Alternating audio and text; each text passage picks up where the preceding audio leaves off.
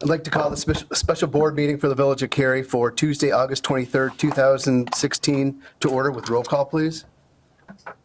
Hostler, Here. Alpine, Here. Kraus, Here. Chapman, Here. Covelli, Here. Dudek. Here. Thank you. Would you please join me in the Pledge of Allegiance?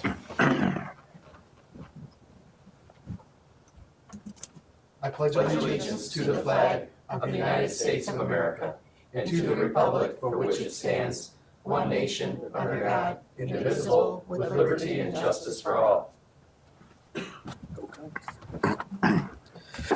Thank you. We're going to open and close open forum. There's nobody here to discuss anything. So I have one thing on my report. I have a proclamation for schools open week. Whereas children in the community are beginning a new school year, and whereas children will be walking and biking to school in neighborhoods, on sidewalks and streets, approaching or waiting at school bus stops, and boarding or alighting from buses, and whereas motorists can help protect children by being especially careful near schools and residential areas, watching their speed, observing traffic control devices, and obeying the Village of Cary crossing guards. And whereas it is important to increase all motorists' awareness of the need to be alert for children in school crossings, and whereas I encourage motorists to review follow the rules of the road as they apply to school zones and school buses. Now, therefore, I, Mark Koenig, Mayor of the Village of Cary, do hereby proclaim August 22nd through August 26th, 2016 as Schools Open Safety Week in the Village of Cary, and encourage all drivers to remember school open and drive carefully. Since appreciation is expressed to all Village of Cary crossing guards for their committed public service, dated this 23rd day of August 2016. I don't have to repeat that since the microphone was not, do I? Thank you. Start over. Okay, I will entertain a motion to approve the consent agenda items number 1. I'm going to pull off number 4 for some clarification. Items number 1 through 3 and 5 and 6. So moved. Second. Roll call, please. Hostler, Yes.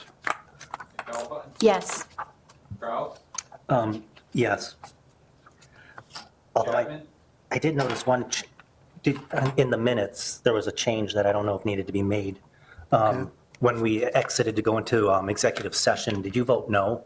You were listed as voting no to go into executive session, Jim. Yeah. Oh, you did? Oh, okay. Then, never mind. Chapman, Yes. Covelli, Yes. Dudek.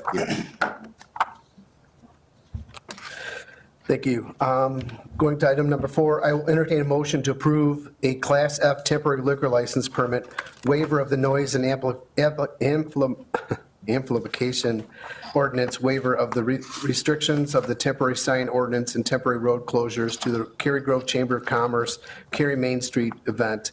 The license shall be effective Saturday, September 17th, 2016, from 12 p.m. to 10 p.m., and Sunday, September 18th, 2016, from 11 to 9 p.m. So moved. Second. In some of the planning and some of the meetings that we've had at the chamber, the last 2 years, we've ended the event at 10 o'clock, and downtown was really still crowded, and people were wanting an extension, and we couldn't grant an extension because we have an ordinance that's at 10 o'clock. So we're looking to extend this to 10:30. We will still probably advertise it until 10 o'clock, but this gives us the opportunity, if needed, we could extend it to, if the crowd is there, that we could extend it to 10:30.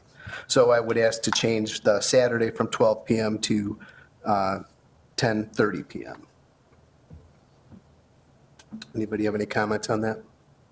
Do we know how long other local fests around here run? To me, 10 seems early. Yeah, usually like 11, I believe. 10 to Is that what 10:30 the research has seem- been, 11?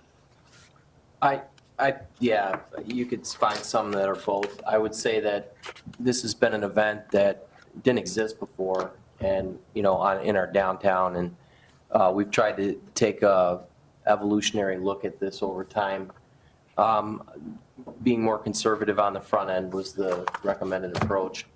Our police department has been very active in providing service to help oversee this, as well as Public Works. So, I mean, you could find events in other communities that go later. You know, the question is, you got to balance off the people that live in some of the apartments there, the adjacent, neighborhoods. It is in the downtown. But, at what point is the envelope being pushed? I mean, from an operational standpoint, our police department, I think last year did an even better job. First year, we overstaffed it on purpose because we quite honestly didn't know what we were up for. And we were able to scale that back last year and with minimal issues. But it's because we've been conservative. So, I mean, obviously the 10:30 that's been brought up tonight, it's not what the chamber's letter asked us for. They asked us for 10 o'clock. The other aspect of that is that they have a working committee that's making decisions, as time passes up through this week. So that's where this came from. And I didn't want on a consent agenda to run anything different than last year unless the board said to do so. 10:30 I don't think would be a huge deal. From a police standpoint, I talked to the chief at length about it. It's, 10 to 11 o'clock's in the middle of our shift change. So, any amount of this is to some extent just inconvenient, but it doesn't mean that we won't support the event. So, I mean, 10:30 pushes us into that swing shift period a little bit, but he felt like if from an alcohol control standpoint, 10:30 is the max. That's it. I mean, 11 o'clock was not recommended, but a half hour, probably, be that big of a concern operationally. So will they stop serving alcohol at 10 then? Well, right now, the ordinance that's in your packet says 10 o'clock, period, end of sentence. And if it was changed to a later time, then there would be 30 extra minutes of alcohol sales, or not. I mean, as it's written now, it says 10 o'clock, and that's what we've had the first 2 years. So when you say not advertise, you're saying not advertise to the public, but we change. I'm The not saying language anything on about here? advertising. Well, no, I'm indicating that we would typically say that it goes till 10 o'clock. Sure. And then normally when you have a concert or band, they ask for a encore or whatever it is. And we typically can't grant that because we have an ordinance that says it's got to stop at 10. So I'm just trying to understand what Yeah. we're approving then. So we're Right. going to approve it till 10:30. Right. Okay. Well, So so if- music, Let's talk alcohol, about that a minute. continue? Let's talk about that just a minute. He's asking for it to be changed from 10 o'clock to 10:30. Right. And that's what's on the board floor tonight. And obviously, as we had discussed this meeting, it's designed to be a consent night.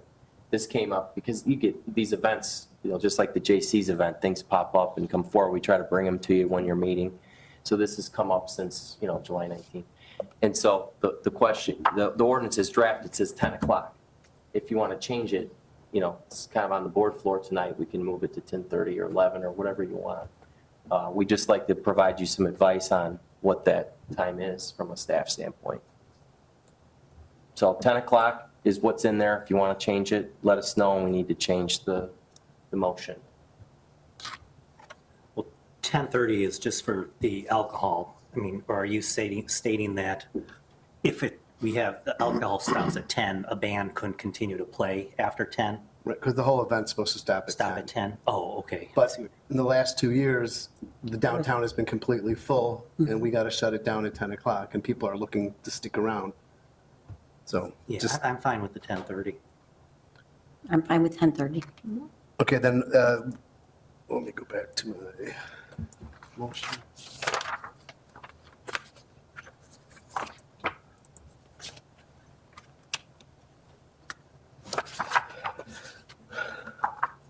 All right, then changing the motion, number 4 on the consent agenda, I'll entertain well, I've already opened it up to, we're going to amend it to 10:30 on Saturday night.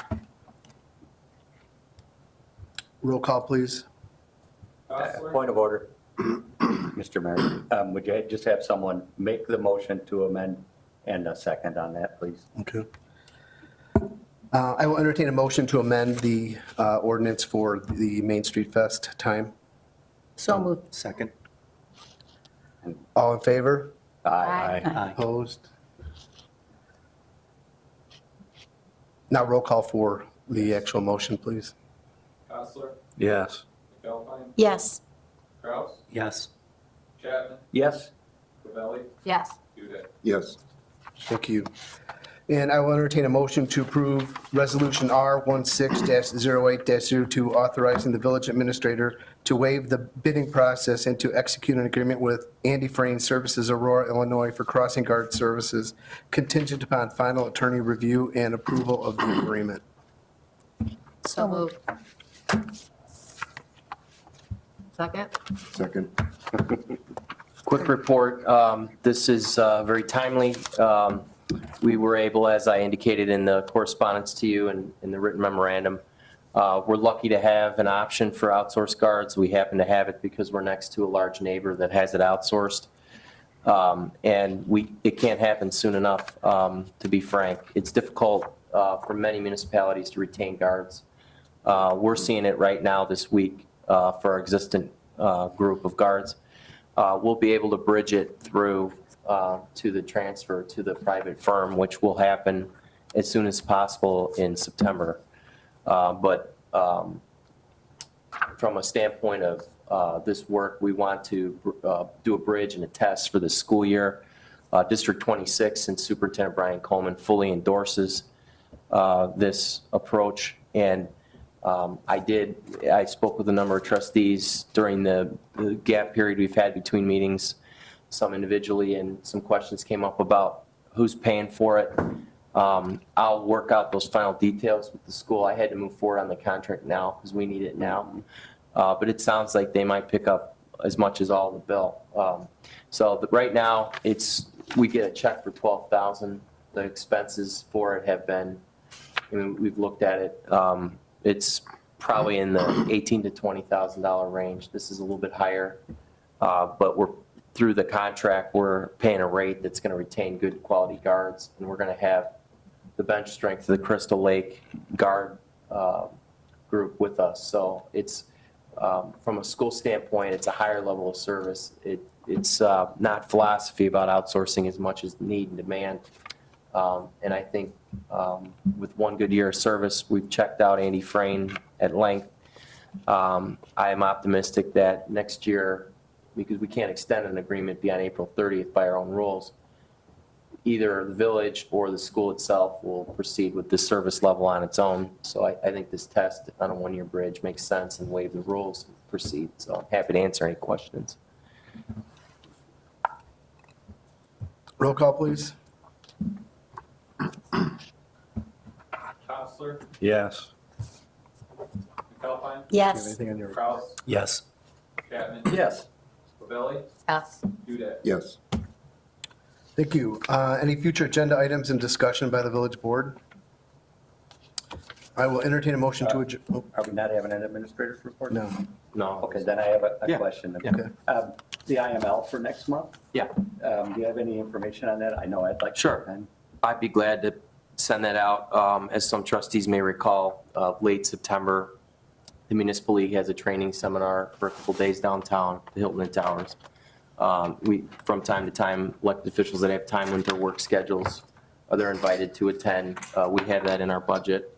It's good local training, even if you can take an afternoon. I believe Trustee Kraus has been down before, if I'm not mistaken. I know Trustee Chapman's been down a couple times. It's good training, so I'll send that out to you, and I'm happy to register anyone that might have an afternoon or a day. There's some good sessions this year as usual, so. Thank you. Thank you. Okay, I will entertain a motion to adjourn. So moved. Second. All in favor? Aye. Opposed? Thank you.